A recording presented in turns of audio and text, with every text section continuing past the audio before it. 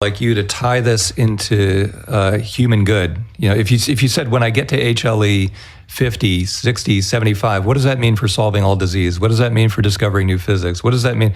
Because it directly connects, and we know intuitively it directly connects, but it's really mentally challenging to say, okay, what's the timeline? How does it roll out? All the stuff that takes it from just a test to the real world. That's just a great use of mind power.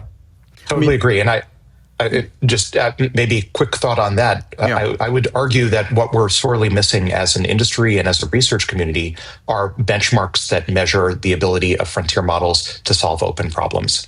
When I see all of these charts, including pulling out the purported GPT-5 benchmarks, I see saturating benchmarks. I would like to see benchmarks that address open challenges, and I think those are the next frontier. Yeah, I love that. Two thoughts here. The first is there's going to be a point at which these models are solving problems that we can't even understand, and it's impossible for us to create the benchmarks in terms of closed benchmarks. But I agree with you, Dave. I mean, why aren't our benchmarks like, which is the model helping us, double human lifespan? Which is the model helping us create the most, the highest efficiency fusion capabilities of the models? I mean, basically, models being driven to create this future world of abundance. This is some of the work that Emad Mustak speaks about with his intelligent internet. But it's interesting that people tend to gravitate towards competitions and steer long-term decisions towards competitions, whether it's making more money or getting an Oscar, whatever the case might be. Why don't we use as the benchmarks the things that up-level humanity and get companies and teams to focus on doing those things?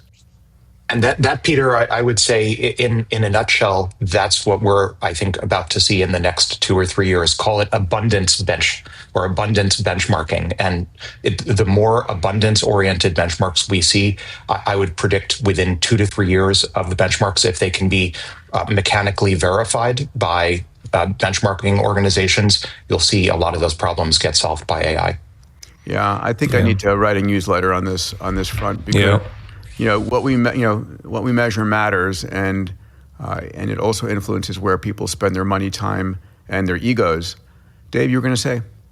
Well, no, I would love to see that newsletter sooner rather than later, because we never used to interact with the top politicians in the world. Now they all want to know about AI, and so we have access to the State House, to the White House, and if you can't tie it to human outcomes, then you don't get the voters. And historically, we didn't think in terms of voters, right? We thought in terms of AI progress, how does it benefit the world bottom up? But now everybody wants to know, what does this mean for me?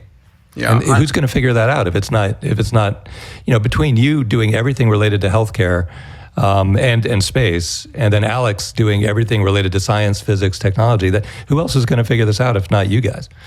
And so if we can just tie it to, like, when will cancer be cured? What type of cancer? When will housing be solved? What will be the new economics? Emad actually has to figure out the new economics.